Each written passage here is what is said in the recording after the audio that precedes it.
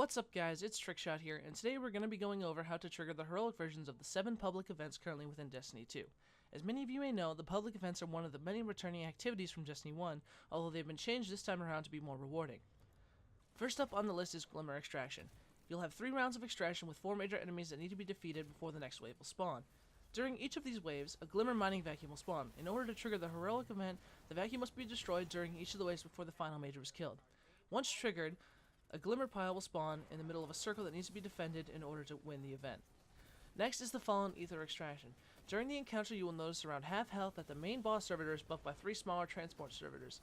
You have a small window to destroy the lesser servitors and trigger the heroic modifier, causing the giant servitor to become a lot stronger. The next event is the Fallen Weapon Exchange. During this event, a Fallen Walker will be dropped between 3 shields housing Scorch Cannons. In order to trigger the modifier, when the legs of the Walker are destroyed, the tank will drop 3 arc charges. Filling each of the housings on either sides of the shield will drop them and allow access to the Scorch Cannons. Unlock all 3 and a second Fallen Walker will spawn. Next is the Taken Blight event. During this event, you will have 3 opportunities to trigger the modifier.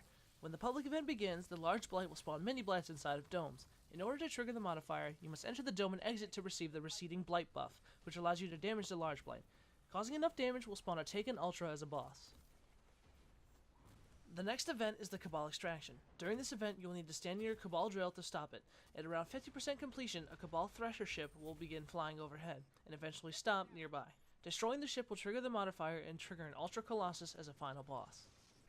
The next event is the Witch's Ritual on Titan. During the encounter, you must stand on plates to remove the overshields on the wizards standing by the gate. To trigger the heroic event, after defeating the wizards, shielded crystals will appear on the top corners of the portal. Standing on the plates again will lower the shields, allowing the crystals to be destroyed. This spawns an Ultra Knight similar to Ala Kul in Destiny 1's The Taken King expansion. The next event is the Vex Construction encounter. During this event, Vex will attempt to sacrifice themselves at the conflux, similar to Destiny 1. To trigger the heroic event, there will be 3 sink plates like the entrance of Vault of Glass that you must stand in and fill. Triggering the event spawns a Hydra as well as many other Vex majors. Finally is the Cabal Injection Rig event. During this event, a Cabal ship will land and generate a large shield over a small area. 3 Scions will then appear periodically one after the other before the boss spawns. Defeating a Scion causes an evacuation phase in which the dome goes critical. During this small window, the core engines will be vulnerable at the top, middle, and bottom of the ship respectively. Keep in mind that you don't have to destroy an entire layer, just enough to work your way down to the core.